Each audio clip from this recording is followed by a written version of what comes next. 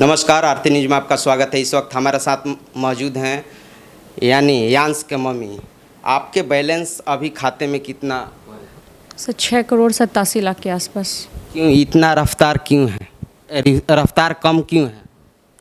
Sir 4-5 दिनों से कुछ अफवाहें उड़ाई जा रही हैं, शायद उसके कारण। क्या अफवाही उड़ाया जा रहा है? कुछ लोगों का कहना है कि बच्चा मर चुका है, कुछ लोगों का ये कहना है कि 4-5 हज़ार में बच्चे ये हो रहे हैं, बचाए जा सकते हैं। फिर आपके लिए 16 करोड़ क्यों इकट्ठा किया जा रहा है? बहुत सारे बच्चे 4-5 हज़ार के लिए ही मर रहे हैं।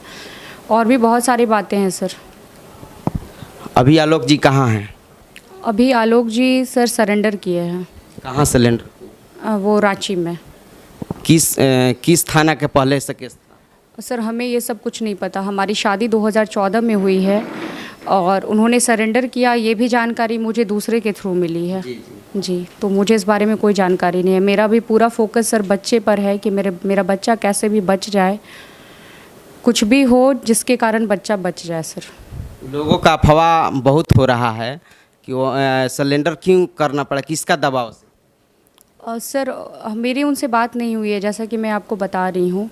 और ऐसा मैं सोच रही हूँ कि कुछ कॉल्स आते थे उनको ब्लैकमेल करने के लिए, तो उस फ्रस्ट्रेशन में शायद उन्होंने ऐसा कदम उठाया है। मेरी उनसे कल बात ही नहीं हुई है सर। तो अभी तो यांश को बचाना है, तो क्यों ऐसा हुआ कि सिलेंडर करना?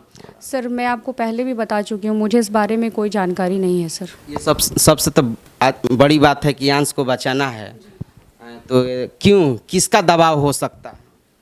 पब्लिक के हो सकता है कि ये केस का है? सर मुझे नहीं पता, हो सकता है पब्लिक का भी हो सकता है, केस का भी हो सकता है। मैं इस बारे में मुझे जानकारी नहीं है सर। जी क्या लगता है कि यांश का ज़िंदगी अब बच सकता है या नहीं? सर कुछ समय के लिए तो लग रहा था कि जब इसका रिपोर्ट आया था सर, तो उस समय मेरे दिमाग में बस यही चल रहा था कि शायद मेरा बच्चा मेरे पास नहीं रहेगा, क्योंकि सर अमाउंट इतना बड़ा था कि हम सोच भी नहीं सकते हैं, 16 करोड़। तो उस समय सर मेरे दिमाग में यही आ रहा था। लेकिन कुछ लोग हमारे साथ मिल के हमारा कोऑपरेट किए, इससे सब लोग इस बारे में जाने, जैसे आप लोगों ने भी सब जानकारियाँ सबको दी, सब लोगों से अपील कराया या फिर फंडिंग कराया, तो उससे सर हमें एहसास हुआ कि चलो अब मेरा बच्चा बच जाएगा। लेकिन सर अब कहीं ना कहीं वो चीज़ें थोड़ी कम हो गई हैं, क्योंकि इतनी अफवाहें सर उड़ाई जा रही हैं, कुछ यूट्यूबर के द्वारा, कुछ किसी और के द्वारा। इससे सर कहीं ना कहीं मैं थोड़ी कमज़ोर पड़ती जा रही हूँ। मुझे लग रहा है कि अब मेरे पति तो सरेंडर कर ही चुके हैं, अब सिर्फ मैं हूँ और मेरी बेटी है और मेरा बेटा है। क्या लगता है कि बेल कब तक करवाएंगे आप? सर मुझे इसके बारे में कोई जानकारी ही नहीं है, कब बेल होगा। कल इसके पापा से मेरी बात भी नहीं हुई है। मुझे बस यही पता था कि वो नवादा जा रहे हैं, किसी एनजीओ से मिलने जा रहे हैं। इसके अलावा मेरे पास कोई जानकारी नहीं थी। मुझे डेहरी से एक फ़ोन आया कि आपने पोस्ट देखा है, आपके ये आलोक जी क्या कर दिए। मैंने उनसे बोला क्या कर दिए, तो बोला कि आप मनीष कश्यप जी का पोस्ट देखिए। मैंने पोस्ट देखा सर, उसमें मुझे दिखा कि एक हवलदार के साथ वो थे, फ़ोटो था।